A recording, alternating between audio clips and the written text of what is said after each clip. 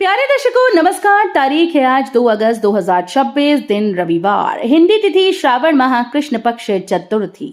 आइए नजर डालते हैं हमारे प्यारे राज्य हिमाचल प्रदेश की तमाम बड़ी खबरों पर। वीडियो शुरू करने से पहले कमेंट बॉक्स में जय हिंद लिखकर हमें सपोर्ट करें। तो चलिए शुरू करते हैं। भ्रष्टाचार की कमाई का देना होगा हिसाब, कानूनन होगी कार्रवाई। प्रदेश सरकार प्राकृतिक संसाधनों की सुरक्षा और आम जनता के हितों के लिए पूरी प्रतिबद्धता के साथ कार्य कर रही है। कुछ लोग राजनीति को केवल धन कमाने का माध्यम बना चुके हैं। यदि किसी जनप्रतिनिधि ने करोड़ों रुपए की संपत्ति अर्जित की है तो उसे अपनी आय का स्रोत जनता के सामने स्पष्ट करना चाहिए। यदि संपत्ति वैध तरीके से अर्जित की गई है तो इसकी सच्चाई स्वतः सामने आ जाएगी। ये बात मुख्यमंत्री सुखविंदर सिंह सुक्खू ने चंबा में कही। उन्होंने स्पष्ट किया कि भ्रष्टाचार से अर्जित संपत्ति चाहे किसी भी प्रभावशाली व्यक्ति की क्यों ना हो, उसके खिलाफ कानून के अनुसार सख्त कार्यवाही की जाएगी। भ्रष्टाचार से कमाई करने वालों को किसी सूरत में बख्शा नहीं जाएगा। प्रदेश में 7 अगस्त तक भारी बारिश का अलर्ट, नदी नालों के उफान और भूस्खलन का खतरा। हिमाचल में मानसून का कहर आगामी सप्ताह में जारी रहने वाला है। मौसम विज्ञान केंद्र शिमला के अनुसार राज्य में 7 अगस्त तक मानसून पूरी तरीके से सक्रिय रहेगा और कई हिस्सों में भारी बारिश का अनुमान है। इसे देखते हुए मौसम विभाग ने अलग अलग दिनों के लिए विभिन्न जिलों में येलो अलर्ट जारी कर दिया। लगातार हो रही बारिश से प्रदेश की 100 से अधिक सड़कें बंद हो चुकी हैं, जिनमें मंडी और कुल्लू जिले सबसे अधिक प्रभावित हैं। शनिवार को राजधानी शिमला, कांगड़ा, धर्मशाला, कुफरी में बारिश दर्ज की गई। पिछले 24 घंटों में मंडी जिले के पंडोह में सबसे अधिक 5 सेंटीमीटर बारिश दर्ज हुई। चंबा जिला के चुवाड़ी और शिमला में 4-4, शिमला के सराहन, मंडी के स्लापड़ और चंबा के जोत सहित कुफरी में 3-3 सेंटीमीटर बारिश हुई।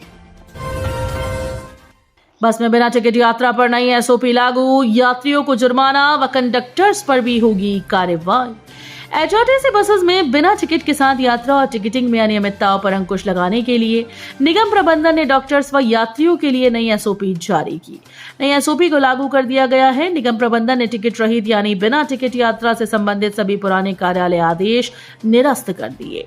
नई व्यवस्था के तहत बिना वैध टिकट यात्रा करने वाले यात्रियों पर 500 रुपए का जुर्माना लगाया जाएगा, जबकि टिकट जारी करने में लापरवाही या गड़बड़ी करने वाले नियमित और संविदा कंडक्टर्स के खिलाफ जुर्माना, चार्जशीट, निलंबन और सेवा समाप्ति तक की कार्यवाही का प्रावधान किया गया है।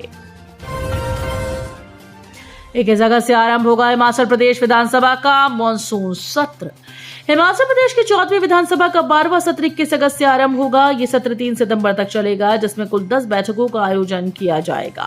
राज्यपाल कविंद्र गुप्ता की संस्तुति के बाद विधानसभा सचिवालय की तरफ से इसकी अधिसूचना जारी कर दी गई। इस बार 22 अगस्त को शनिवार के दिन भी बैठक आयोजित की जाएगी, जबकि 28, 29 व 30 अगस्त को बैठकें नहीं होंगी। रक्षाबंधन के कारण 28 अगस्त को शनिवार होने पर 29 अगस्त को और 30 अगस्त को रविवार के दिन बैठकें आयोजित नहीं की जाएंगी। चंबा को मिली बड़ी सौगात। डिप्टी सीएम मुकेश अग्निहोत्री ने 23 करोड़ रुपए की विकास परियोजनाओं का किया उद्घाटन व शिलान्यास। उप मुख्यमंत्री मुकेश अग्निहोत्री ने शनिवार को चंबा विधानसभा क्षेत्र के विभिन्न ग्रामीण क्षेत्रों का दौरा कर लगभग 23 करोड़ रुपए की पेयजल, सिंचाई और अग्निशमन से जुड़ी विकास परियोजनाओं का मौके पर जाकर उद्घाटन व शिलान्यास किया। इस दौरान उन्होंने लोगों से सीधा संवाद किया, उनकी समस्याएं सुनी और अधिकारियों को प्राथमिकता के आधार पर उनका समाधान सुनिश्चित करने के निर्देश दिए। जहां जहां उप मुख्यमंत्री पहुंचे, स्थानीय लोगों ने उनका गर्मजोशी के साथ स्वागत किया। ऊना बल्क ड्रग पार्क को केंद्र से 1000 करोड़ की मंजूरी, फार्मा उद्योग को मिलेगी नई उड़ान। सांसद अनुराग सिंह ठाकुर द्वारा लोकसभा में पूछे गए आतंरांकित प्रश्न के उत्तर में केंद्रीय रसायन और उर्वरक मंत्रालय ने बताया कि ऊना जिले के हरोली में स्थापित किए जा रहे बल्क ड्रग पार्क के कॉमन इंफ्रास्ट्रक्चर फैसिलिटीज के विकास के लिए केंद्र सरकार ने promotion of bulk drug park योजना के तहत 1000 करोड़ की ग्रांट इन एड स्वीकृत की। इस परियोजना की कुल अनुमानित लागत 1923 करोड़ है, जबकि कॉमन इंफ्रास्ट्रक्चर फैसिलिटीज की लागत 1118.46 करोड़ निर्धारित की गई है। छात्र विरोध के आगे झुका नौणी विश्वविद्यालय, फीस वृद्धि को किया कम। डॉक्टर वाईएस परमार बागवानी और वानिकी विश्वविद्यालय नौणी ने बढ़ाई गई फीस को कम कर दिया है। इससे छात्रों ने राहत की सांस ली। विश्वविद्यालय प्रशासन ने फीस वृद्धि में 19,000 से 37,000 रुपए कम किए और इसे लेकर अधिसूचना भी जारी कर दी। विश्वविद्यालय ने कुछ दिन पूर्व चालू शैक्षणिक सत्र के लिए बीएससी व पीजी की फीस में 25,000 से 55,000 की बढ़ोतरी की थी। इससे गरीब परिवारों को नौणी विश्वविद्यालय में एडमिशन लेना एक बड़ी चुनौती बन गया था। हालांकि अभी भी फीस अधिक है, लेकिन पिछले 2 दिनों से विश्वविद्यालय प्रशासन के छात्रों के साथ हुई बैठक में फीस को कम करने का निर्णय लिया गया है। हिमाचल को केंद्र सरकार से मिली बड़ी राहत। आपदा कार्यों के लिए 193.95 करोड़ जारी। मानसून में भारी वर्षा, भूस्खलन और बाढ़ से जूझ रहे हिमाचल को केंद्र सरकार ने राहत दी। केंद्रीय गृह और सहकारिता मंत्री अमित शाह ने राज्य आपदा प्रतिक्रिया निधि के केंद्रीय अंश से 193.95 करोड़ की अग्रिम दूसरी किस्त जारी करने को अनुमति दी है। ये राशि प्रदेश में राहत, बचाव और पुनर्वास कार्यों को तेज करने के लिए उपलब्ध करवाई जाएगी।